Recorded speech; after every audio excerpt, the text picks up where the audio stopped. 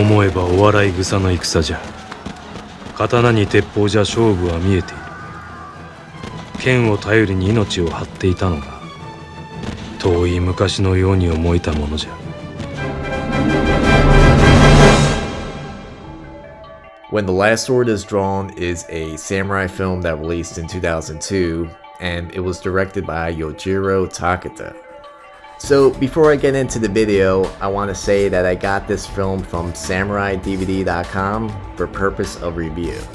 SamuraiDVD.com is your one-stop shopping for anyone that loves samurai cinema. All the films on the website have excellent subtitles and picture translations. So don't forget to check out SamuraiDVD.com. I'll provide a coupon code in the description below. So this is going to be a film best enjoyed by someone with some understanding of Japanese history, in particular the beginning of the Meiji period during which the Shogunate was about to fall. If you don't know what I'm talking about, then I'll explain it, but you'd probably be better off just reading a bit about the Meiji era and the Shinsengumi. But here goes. So during the 1860s, Japan was changing pretty quickly as a result of Japan opening up, and this was thanks to Admiral Perry's visit in the 1850s. American Commodore Matthew Perry, on behalf of the US government, calls Japan to open up to foreign trade. This was something that was banned for almost 200 years. But many people in Japan still wanted the old ways, and because of this, something like a civil war happened. The forces that wanted change supported elevating the true power of the emperor, and the emperor in Japan at this point only held ceremonial power. The nationalists favored keeping the old ways, banning all foreign influence and supporting a strong shogun. In the middle of these struggles, Japan's society was torn apart and chaos ruled the land.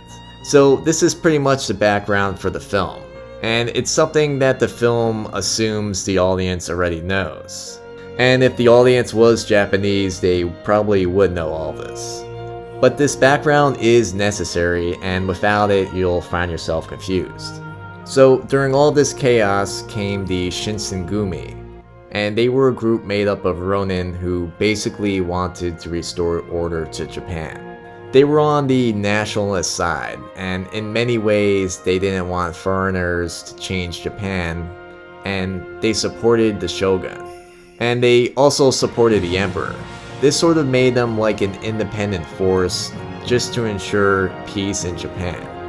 This obedience is a theme throughout the film, and several times their oath is put to the test, as followers are expected to kill themselves by committing seppuku if they break their oath.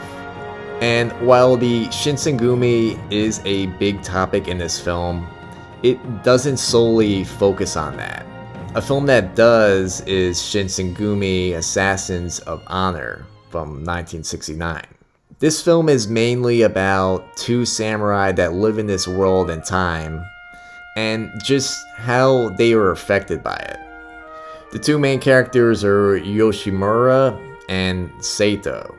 The film begins in the year 1898, and this is well after the country has settled down to be ruled by the emperor. The film opens up in a medical clinic, and we see Saito, one of the main characters. And through a series of flashbacks, we find out about him and Yoshimura. And the character of Yoshimura is really the main focus of this film. The main problem with this film is it has lots of flashbacks, and it isn't always clear when and what is taking place. It can be confusing, especially as the story is pretty complex, and it is a long film, almost 2.5 hours long. It's a film you definitely have to pay attention to, but if you're able to sit through it, it's definitely worth it. When you're watching this film, you can just tell that it's a film that's very well made. The cinematography looks professional, the swordplay is well done, and there is a decent amount of it, and it does break up some of the more slower, character-focused moments. This film is mostly a character study that deals with what people had to go through during a specific time in Japan's past. The film also has a really good score, and the score really adds a lot more weight to what's going on in the film, and that's what a score should do. What I like the most though about this film is the acting. Everyone looks and acts authentically as possible. My favorite is the character of Yoshimura. He at first comes across as greedy. He only does things for money, and he'll have no shame asking for more. And he does add a lot of the comedy in this film. But there ends up being a lot going on with this character, and for this, it makes him very fascinating. He's funny and likable, but deep down, his heart is very loyal to what he believes in. I also liked how this film took an interesting slant on Bushido.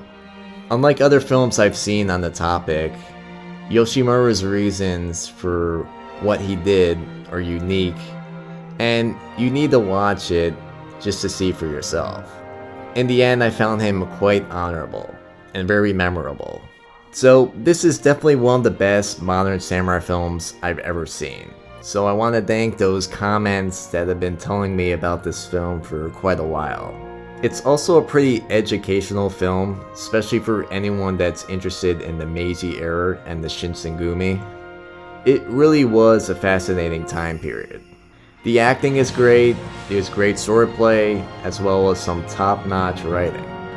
If you like the samurai genre, then this is a must-see. But I do recommend doing some research on this time period before watching the film. That way, when you watch it, you won't get confused. Anyway, thanks for watching, and if you want to watch this film, then check out SamuraiDVD.com. If you're interested in more videos like this, don't forget to subscribe, and you can support my Patreon in the link below. Thanks for watching.